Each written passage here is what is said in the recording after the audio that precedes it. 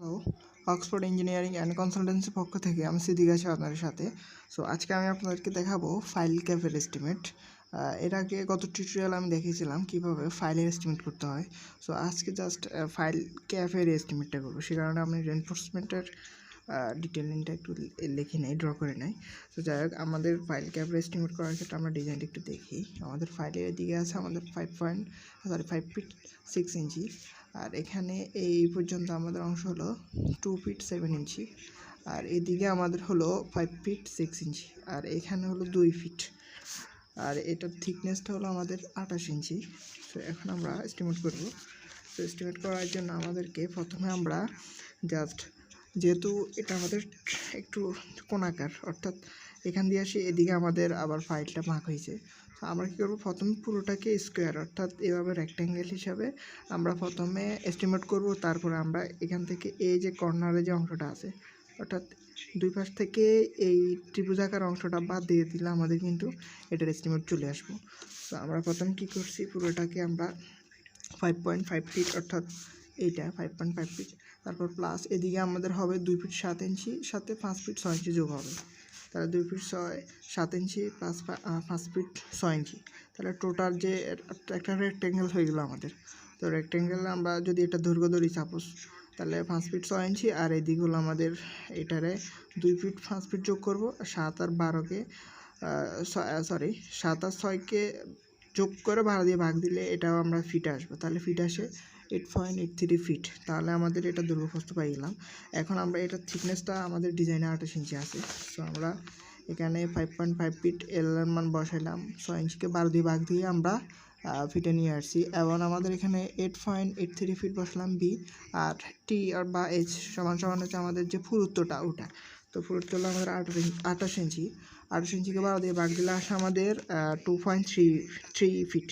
তো টোটাল আমরা যদি গুণ করি তাহলে আসে 103.58 CFT। তাহলে এখন এটা থেকে আমরা এই দুই পাশের অংশটা বাদ দিব। সো এটা বাদ দেওয়ার জন্য আমরা ডিজাইনে দেখছিলাম এদিকে আমাদের 5.5 ফিট আর এদিকে হলো 2 ফিট।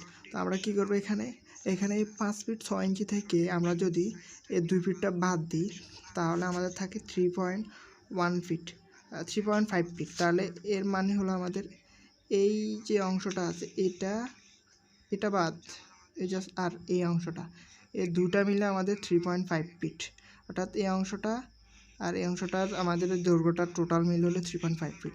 তো আমরা 2 দিয়ে ভাগ দিলে আসে আমাদের 1.75 ফিট। তার মানে এই অংশটা আমাদের 1.75 ফিট, এই অংশটাও 1.75 ফিট। তো এখন আমরা এটা পাই গেলাম। সো এখন আমরা কী করব, যেহেতু ত্রিভুজের আমরা ক্ষেত্রফল বের করার সূত্র জানি, হাফ ইন্টু ভূমি গুণ উচ্চতা, তাহলে হাফ ইন্টু ভূমি গুণ দৈর্ঘ্য গুণ পুরুত্ব, আমরা পুরুত্বটা দিয়ে এটা গুণ দিব। তাহলে হাফের হাফ বসাইলাম ইন্টু ভূমি, যেটা আমরা ভূমিটা এখানে পাইছি কত 1.75 ফিট একটা ত্রিভুজের জন্য, অর্থাৎ এইটা আর কি 1.75 ফিট বসাইলাম ইন্টু দৈর্ঘ্য, যেটা অর্থাৎ আমাদের এই ইয়েটার। সো আমাদের যে দৈর্ঘ্যটা ওটা আমাদের ডিজাইনে দেওয়া ছিল, অর্থাৎ আমাদের কোণাকার যে অংশ ওটার যে দৈর্ঘ্যটা ওটা ছিল আমাদের 5 ফিট 6 ইঞ্চি।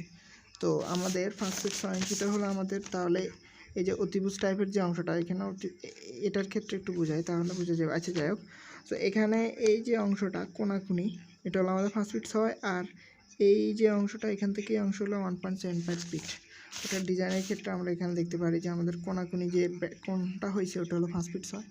এটাই আমরা বসাইছি এখানে দৈর্ঘ্যের জায়গায়। তাহলে 6কে 12 দিয়ে ভাগ দিলাম, আমরা আসে 5.5 ফিট ইন্টু পুরুত্ব 28 ইঞ্চিকে 12 দিয়ে ভাগ দিলে আমাদের আসে 2.33 ফিট। তাহলে টোটাল সবগুলো গুণ দিলে আসে আমাদের 11.23 CFT ইন্টু 2, অর্থাৎ আমাদের এপাশে একটা বাদ যাব ত্রিভুজ, এপাশে একটা, তাই 2 দিয়ে গুণ দিলাম, তাহলে আসে 22.42 CFT। এখন আমরা টোটাল CFT রেক্ট্যাঙ্গেলের জন্য আমরা পাইছি 103.58। তো এখন আমরা এই যে টোটাল পাইছিলাম আমরা এটার জন্য 103.58 মাইনাস দুটা ত্রিভুজের জন্য হলো পাইলাম 22.42, তাহলে এটা বিয়োগ দিলে আমরা আসে 81.16 CFT। সো এই ছিল আজকে টিউটোরিয়াল। এছাড়াও সিমেন্ট বালি স্যান্ড এগুলো কিন্তু গত টিউটোরিয়ালগুলোতে দেখাইছি। এটার সাথে আমরা 1.5 ড্রাই ভলিউম গুণ দেওয়ার পর যা আসবো, তারপর ওটাকে সিমেন্ট স্যান্ড রেশিও দিয়ে গুণ দিয়ে আমরা বের করে ফেলবো। এটা আচ্ছা শিখতে চান সেক্ষেত্রে পূর্বের টিউটোরিয়াল যে কোনো একটা দেখলেই পারবেন, কারণ সবগুলোতে দেখানো হয়েছে এটা। সো আল্লাহ হাফিজ। এমনকি নেক্সটে কিন্তু অলরেডি এস্টিমেট শেষ প্রায়। সো নেক্সটে রবিবার থেকে ইনশাল্লাহ আমরা অটোক্যাড শিখবো এবং 3Dর ক্লাসও দেওয়া হবে। তো সেক্ষেত্রে সবাই অবশ্যই থাকবেন। আল্লাহ হাফিজ।